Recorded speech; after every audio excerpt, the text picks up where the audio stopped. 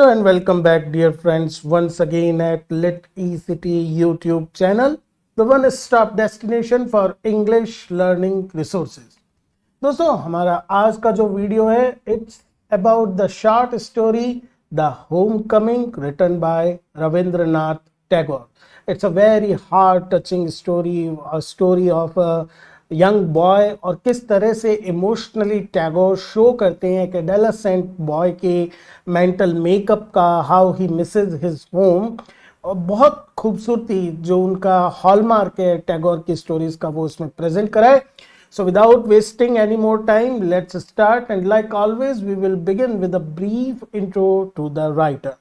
Rabindranath Tagore, born in 1861, Calcutta की एक बहुत डिस्टिंग्विश्ड इंटेलेक्चुअल फैमिली में इनका बर्थ हुआ था. He was a poet, novelist, playwright, composer, educator, painter, so basically a polymath.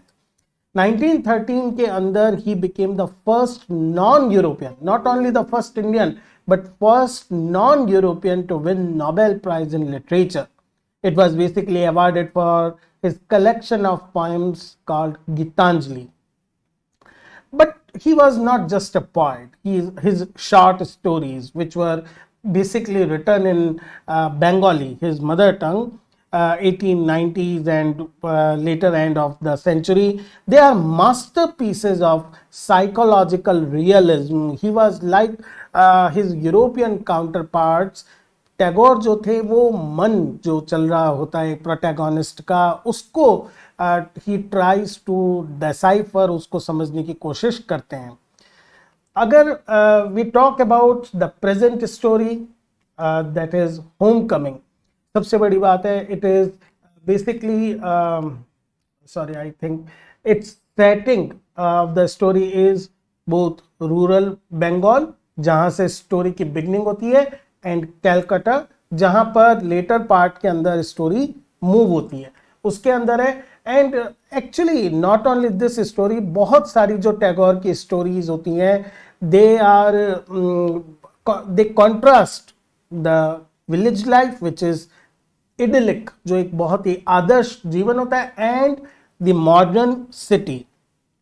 Actually जब द होम कमिंग लिखी गई, Tagore was writing during the Bengal Renaissance. इस पीरियड को बंगाल रेनेसांस बोला जाता है. It was a period of intense literary, social and intellectual reform. There was enormous cultural energy. Writers, thinkers, reformers, they were trying to find a balance between traditional Indian life and the forces of modernism brought by the colonial rule. And that is why इस story के अंदर भी देखते हैं दो contrasting spaces हैं. एक a rural Bengali village which is full of rivers, open fields, boy the protagonist living freely there, and the indifferent city of Calcutta where the same boy becomes invisible.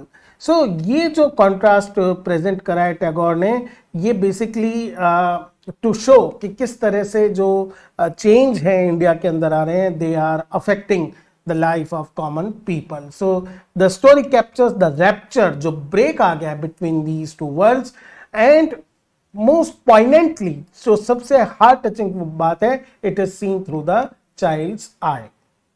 If you talk about this particular some details about the story, original जो इसका title है वो है छुट्टी, that is अगर English में बात करें हॉलिडे और वेकेशन.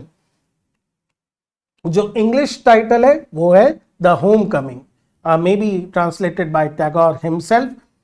देखिए, एक छुट्टी और होम कमिंग में टोटल जो इमोशनल शिफ्ट है वो ही चेंज हो गया है. जो प्रोटैगोनिस्ट है जिसका नाम फटिक है, अगर हम बंगाली या हिंदी टाइटल की बात करें छुट्टी, that is his longing for a holiday. और अगर हम होम कमिंग की बात करें, देन हिज लॉन्गिंग, उनकी जो डिजायर है फटिक की, that is to return home. It was first published in Galpa Guchchha which is collection of short stories, almost 84 short stories written during the last few decades of the 19th century. जो Bengali title है वो ironic है, क्योंकि holiday जो हम story के and में देखेंगे वो कौन सी छुट्टी उसकी बनती है। यहां एक चीज बड़ी इंपॉर्टेंट नोट करने के लिए हमारे पास है कि the story presents Tagore's vision of childhood. It is one of the most consistent concern. ये टैगोर की बहुत सारी स्टोरीज के अंदर मिलता है, inner life of children. And actually in many stories he returns to this subject again and again, like in Kabuliwala, the post master. ये कुछ ऐसी स्टोरीज हैं जिनके अंदर लगातार हम देखते हैं Tagore tries to understand the psyche of a child. Actually even in each of case, चाहे वो काबुली वाला हो चाहे वो द पोस्ट मास्टर हो, मेन जो टैगोर का कंसर्न है वो ये समझने की कोशिश होता है कि how childrens longing to go home to get love, किस तरह से वो प्यार के लिए तरसते हैं, स्पेशली किशोर वय, एडोलेसेंट जो बच्चे होते हैं। We can find certain relation with Tagore's own childhood. He had a very complicated childhood, grew up in a very large bungalow, largely raised by servants after his mother's early death. So deeply personal, which is transformed into the fiction. तो यहाँ पर ये सारी चीजें हमारे के लिए देखने वाली बात है। तो चलिए स्टार्ट करते हैं इस स्टोरी को। अपन जो स्टोरी शुरू होती है, it begins with introduction of Phatik Chakraborty, and the very name is full of vitality. He is the undisputed, the acknowledged leader among the boys of his village. सारे बच्चों के बीच में he rules, उसका कहना कोई भी नहीं टालता है। And the second important characteristic is that he is energetic, bold, imaginative, restless, and he is someone who enjoys creating mischief. उसको शरारतें करना लगातार, that is hallmark। ये एक गांव के बच्चे का एक बेसिक नेचर होता है और उसकी अपनी एक दुनिया है। He is the kind of boy who is always thinking of something new to do, कुछ नया करने के लिए। And Tagore does not criticize it. He described Phatik as a ringleader, the lively, active mind, and other boys of the village willingly follow him. उसको अपने आप, उसके अंदर एक नेचुरल लीडरशिप की क्वालिटी है। उसका जो ओपन विलेज है, जो उसका रिवर बैंक है, फील्ड्स हैं, वहां पर फटिक को प्रेजेंट किया गया है कॉन्फिडेंट, कैपेबल, रेस्पेक्टेड। तो ये एक बहुत इंपॉर्टेंट पॉइंट है समझने के लिए कि जब तक वो अपनी नेचुरल सराउंडिंग के अंदर है, he is very much in his own. On the day the story begins, there is a heavy wooden log, mud flat river के पास पड़ा हुआ है। It belongs to someone. It is waiting to be used as a mast for a boat, नाव के मास्ट के लिए। Now Phatik, when he sees the log, he gets an idea. He and his friend should work together to roll the log away from its place. The point is not theft, चुराना नहीं है उसको। Point is the fun of causing surprise and minor chaos for the log's owner. वो जब नहीं पाएगा जहां उसने देखा है तो वो किस तरह से परेशान होगा, केवल वो उनको फन चाहिए। All the boys naturally agree immediately, enthusiastically, and we come to know that it is world of physical outdoor adventure. तो यहां ये सारी चीजें सेटिंग इंपॉर्टेंट है समझने के लिए कि किस तरह से उनकी जो एक्टिविटी है वो इन्वॉल्व करती है फिजिकल लेबर को। Now just as the boys are about to start rolling the log, Phatik का younger brother Makhan, he walks up calmly and sits down on the log without saying a word to anyone. There is Makhan does not ask to join the group कि मैं भी, मुझे भी ये काम करना है। He does not argue, simply sits, बिल्कुल वहां बैठ जाता है। And Tagore uses very ironical statement, like a young philosopher meditating on the futility of games. It's a comic image, but it tells us something about Makhan's character. What? That he is passive, he does not want to get involved in physical activities, and even his passivity has a power. By sitting on this log, Makhan knows he is disrupting, he is challenging his brother's authority, क्योंकि उसके brother का order है कि log को role करना है और वो वहां पर बैठ गया. Now Phatik naturally is furious, गुस्सा आ जाता है. First he threatens him loudly to get off the log, and he also threatens that you will be thrashed, पिटाई कर दूंगा. Makhan does not move. He simply adjusts his position to make himself more comfortable, और आराम से बैठ जाता है as if he has not heard a single word. Now Phatik is in very difficult situation, that he is naturally the leader of the group. If he does not follow through his threat, जो उसने धमकी दी है, अब वो follow नहीं करता है, he loses face in front of everyone. सब सोचेंगे कि ये तो सिर्फ जवाब खोखले वर्ड्स यूज करता है. But at the same time, hitting his own younger brother, it is not something he can easily do in public. So he is in a fix. उसके एक प्रॉब्लम क्रिएट हो जाती है. But Phatik's solution जो उसके mind में आता है is very clever and mischievous. But it is also very reckless. उसको पता है कि प्रॉब्लम इससे क्रिएट हो सकती है. So what he does, he gives order to roll the log, कि इसको तो रोल करना ही है. अगर मक्खन नहीं उतरता है तो let मक्खन still sitting on it. Now मक्खन decides, कि उसको पता चल जाता है कि ऑर्डर दिया गया है कि क्या हो रहा है. He decides his personal honor requires him to stay exactly where he is. मैं नहीं हिलूंगा. Now he does not move. The boys heave the log to the counting of 1, 2, 3, go, and the log rolls. Makhan tumbles off into the mud. So it's a point जहां पर उसका एक personal embarrassing moment है मक्खन के लिए. All the other boys shout with delight. Phatik is already frightened because he knows what will happen now. And Makhan rises from the ground. He is very angry, rushes at Phatik, scratches his face, beats, kicks him, and then runs home crying. So the first act, according to Tagore, first act of drama was over. So Tagore signals that story has a dramatic shape. It is not an incident, it is the opening movement which will cause many things. Now Phatik sits alone there on the edge of the barge on the river bank, and he is sulking, he is chewing a piece of grass, क्योंकि जो things है, those have happened which he does not want. Now at this moment a boat arrives, and a middle-aged man, grey hair, dark mustache, he comes and he asks Phatik where the Chakravortis live. Obviously he is talking about his own home. Phatik, who is still in his very bad mood, barely glances at the man, gives an vague answer. बिल्कुल सही जवाब नहीं देता है.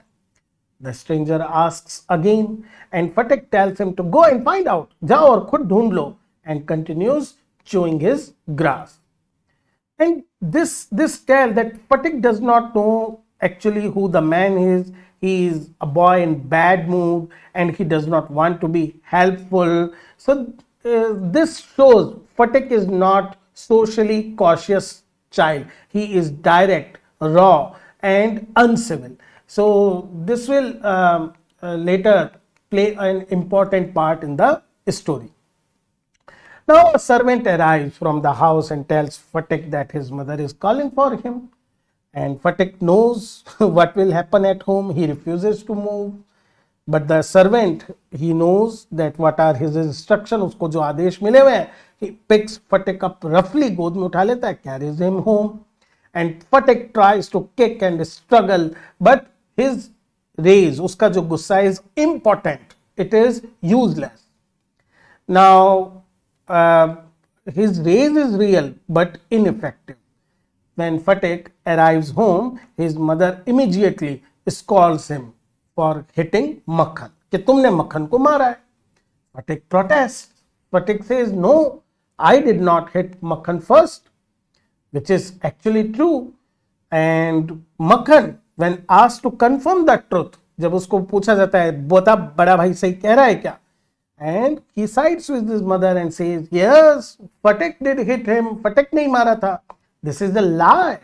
Phatik is outraged by this lie, this distortion of the truth, and unable to control his anger, he rushes at Makhan, beats him, and says, like he is saying, take that and that and that for telling lies. His mother immediately intervenes because she says, now you have given the living proof, and beat him herself. Phatik की पिटाई कर देती है. When Phatik, in his frustration, it's a very important scene, he tries to push her aside slightly. She cries out, what? You little villain? Would you hit your own mother? तू अपनी माँ को मारेगा? It's a very important scene. His mother does not simply prefer Makhan, but she has a prejudice against Phatik also. She believes in Makhan's version of events before even hearing Phatik's. She uses a strong shaming language against Phatik, calling him a villain. So this is very important. His mother doesn't believe him. This is a very crucial sign of Phatik's distance with his mother. Now it is at the height of this chaotic domestic scene that Phatik is being beaten, his mother is furious, that the same stranger from the boat arrives at the house. And it changes everything in the room. Phatik's mother turns and looks at the man properly. Her anger transforms immediately into surprise and joy. And she recognizes him as her own brother, her dada, and falls at his feet in traditional gesture of respect. Now, who is the stranger? Stranger is Bishambar, Phatik's mother's older brother. He had left Bengal soon after his sister's marriage and had built a very successful business in Bombay. During his long absence, his sister's husband had died and she had become a widow, 2 sons to raise alone. When Bishambar had recently returned to Calcutta, he made inquiries to find out where his sister was living. Now he has come to see her as soon as he found her address, and their reunion is very warm and happy, and there is a complete change of the scenario of the house. Now, over next few days, Bishambar spent time with his sister's family. He asks about the education of the 2 boys. Now, what the mother tells her brother, it is actually a revelation. ये दिखाता है that how she has bias for her own 2 children. She tells that Phatik is a perpetual nuisance. लगातार वो क्या करता रहता है, परेशान करता है. He is lazy, disobedient, wild, impossible to manage and constantly causing trouble. जबकि Makhan, her tone, when she is talking about Makhan, her tone changes completely. She says he is as good as gold, quiet as a lamb, very fond of reading. It is very important to notice that mother is not lying. Phatik is very restless. He is mischievous. But the language she uses, it shows that she does not simply find difficult. She actually prefers Makhan and has already made up her mind who is good child and who is problem child. Bishambar, who is a very kind and well-meaning man, he responds and by offering to take Phatik to Calcutta and educate him alongside his own children. It is a very generous gesture. Now, the mother is very excited to hear this offer. She is relieved actually that she will be rid of Phatik, and Makhan, she actually fears that he will injure Makhan or get into some serious trouble. The idea of sending him away to Calcutta to a better school is a satisfying solution to a problem. Phatik's reaction is also not very different, and his joy is also unbound. He says yes with wholehearted enthusiasm. He is also actually happy to go away from this family, and he cannot sleep properly at night because of his excitement. He is restless with anticipation, and he in fact gives away his most treasured possessions to Makhan, like his fishing rod जिससे मछली पकड़ता है, large kite, his collection of marbles, and even at present he has no grudge against Makhan for what happened earlier. He is simply too happy about what lies ahead. Now, there is very important thing to note that mother is somewhat distressed to see. उसको ये देखकर भी अजीब लगता है Phatik wants to leave, and actually Tagore says that she wants, but she does not want that Phatik feels so happy about leaving the place. Now, when Phatik arrives in Calcutta with his uncle, he meets his aunt, Bishambar's wife, for the first time. She is not at all pleased to see him. उसको कोई खुशी नहीं होती. Actually, Bishambar has 3 children of his own, and his wife finds those 3 more than enough to manage. Already वो बहुत है. She considers it a mistake that to bring a village boy of 14 into their home without proper thought. From the very first moment, Phatik is unwanted in this household. Now, Tagore pauses the story here to make a very important psychological observation about 14-year-old boys in general. He writes that in the world of human beings, there is no worse nuisance than a boy at the age of 14. The boy is too old to be indulged and treated with the tenderness given to the small children, but he is too young to be treated with respect given to adults. Actually, everything about him is in transition. His voice, his face, his body, his social manner. He is awkward, difficult to place. So, but at the same time, it is at this age that a boy most deeply craves recognition and affection. But instead of tenderness, this 14-year-old received scolding and neglect.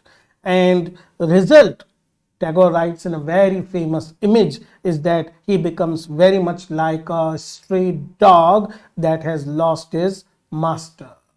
He wanders looking for someone whose presence makes him feel he belongs somewhere, finds no one. Beautifully, Tagore presents the situation of a 14-year young boy. Now, Phatik's daily life at his aunt's house is full of misery. He is surrounded by people, uncle, aunt, cousins, yet he is completely alone. Atmosphere of the house is cramped and suffocating. He can't barely breathe. He wants desperately to go outside into open country, to run, to shout and fill his lungs freely, because he has been brought up in such atmosphere. गांव की जिंदगी बिल्कुल इसी type की जी है उसने.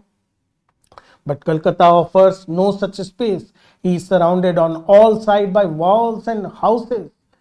And in this closed and loveless environment, Phatik begins to dream constantly of his home. He has memories of his village, glorious meadow where he used to fly his kite for hours, the broad river banks he could wander and sing freely all day, the narrow brook where he could dive and swim whenever he liked, his band of boys whom he led, dominated, and at the same time, the most important thing that he misses his mother.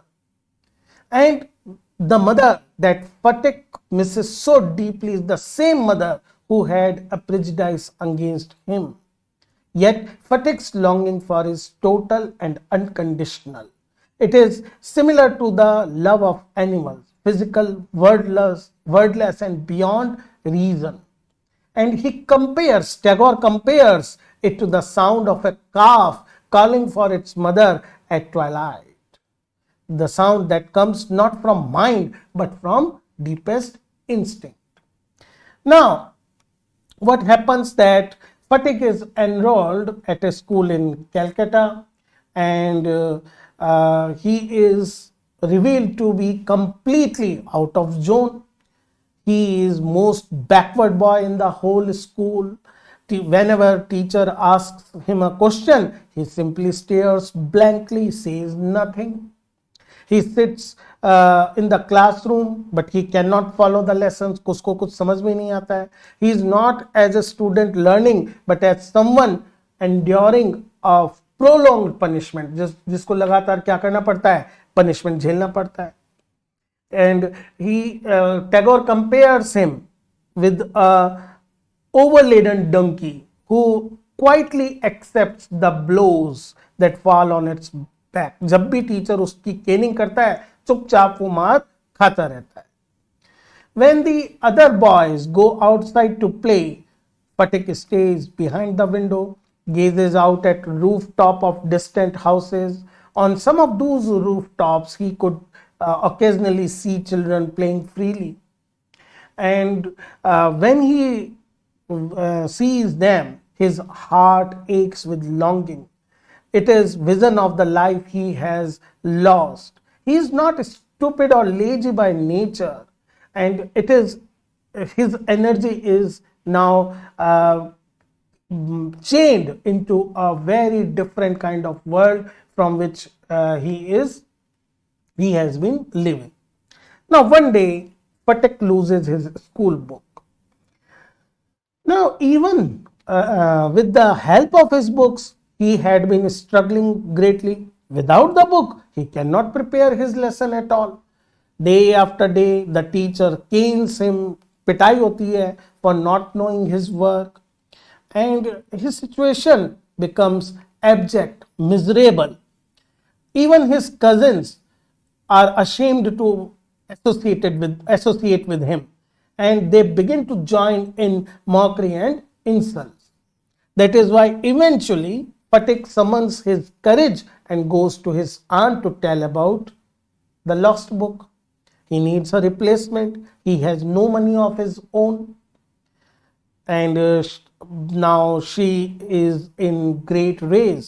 She calls him a great, clumsy country lout and points out that she cannot afford to buy him new books 5 times a month. It's an exaggeration. She does not ask how the book was lost. She does not consider his difficulties or distress. She simply dismisses him.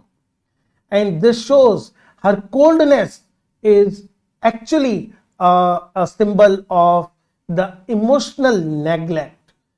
And it also shows that Phatik has been made to feel that who does not belong to the city. Someone outsider, someone from a lower or cruder world who is out of place in Calcutta. Now Phatik's state of mind is very, very poor. He asks his uncle when holidays will come so that he can go home.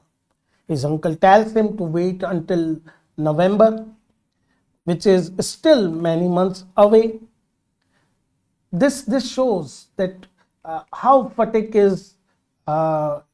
has started to feel the longing, the homesickness. The holidays actually are not just a break from the school, but the possibility of going back to his village, back to the river and meadow, and back to his mother. At night, Phatik dreams about home. During the day, he gazes out of the windows. He carries his desire, unfulfilled desire, silently, because there is no one in the house to whom he can express it. His uncle is kind, but he is busy. His aunt is naturally hostile. His cousins mock him. So he is entirely alone with his feelings. Now, one day, on the same day when he lost his book, when her aunt humiliated him about the lost book, Phatik develops a severe headache and begins to shiver. He recognizes the sign. He knows that he is about to have an attack of malaria fever, which was common in Bengal at that time. But his one great fear was that he would be again a problem, a nuisance to his aunt. Now, on the verge of serious illness, Phatik's primary worry is not for himself. It is for how his illness will cause inconvenience to her aunt. This shows that how Phatik desires to be accepted. Next morning, Phatik is nowhere to be found. He has disappeared from the house during the night. The family searches the neighborhood but finds nothing. It has been raining heavily, pouring in torrents for the entire night. Those who go out for searching him are soaked, they are completely wet. Bishambar eventually calls the police to help find the boy. At the end of the long day, a police van stops outside the house. Two police constables carry Phatik out of van, place him before Bishambar. The boy is in terrible state, completely soaked, covered in mud, his face and eyes flushed red with high fever, his whole body shaking with chills. He is barely conscious. Bishambar carries him inside and takes him to the inner room of the house. Now, when the aunt sees Phatik in this condition, her response is not compassion, but she is kind of feeling annoyed. What a heap of trouble this boy has given us. Hadn't you better send him home? So this is a cold remark. Even at the sight of a desperately sick child who had been found soaking in the rain after a night alone on the street, her primary feeling is annoyance. Now, Phatik, despite his delirium, his state of kind of unconsciousness, he hears these words. He responds with a sentence. It is one of the most heartbreaking sentences in the entire story. And sobbing, he says, "Uncle, I was just going home, but they dragged me back again." This single sentence tells us everything. Phatik had tried to run away in the middle of the rainy night because the longing for home had been too much for him. He was not misbehaving. He was simply trying. And now he has been brought back, not to his home, but to the house where he does not belong. Now the fever rises very high that night. Phatik becomes delirious and he starts to lose grip on reality, begins to speak and see things that are not there. Bishambar brings a doctor. Throughout the entire night, Bishambar sits beside the child, watches over him. During this state, Phatik opens his fever-bright eye, stares at the ceiling and asks in a vacant voice, Uncle, have the holidays come yet? May I go home? These words, between coming from a boy, they carry the enormous emotional weight. Bishambar wipes tears from his eyes. He takes Phatik's hand in his own and sits with him throughout the night. His grief is genuine. Bishambar's grief is genuine. Now, as the delirium deepens, Phatik's feverish mind travels back in time to the scene which we witness at the opening of the story. The argument at the home, the lie Makhan told, the moment his mother did not believe him. In the depth of his fever, his voice becomes agitated. He cries out, "Mother, don't beat me like that. Mother, I am telling the truth." The fever, which has stripped away all the control of his body, it reveals what has been buried deepest in Phatik's heart. All the months of Calcutta's unhappiness, all the aunt's coldness, all the cousins' mockery, the teacher's cane, none of these matter. None of these matter too much for him. What is there in his heart is the original wound, that is his mother's refusal to believe him, her injustice. The moment when Makhan lied, this is Phatik's most unbearable memory.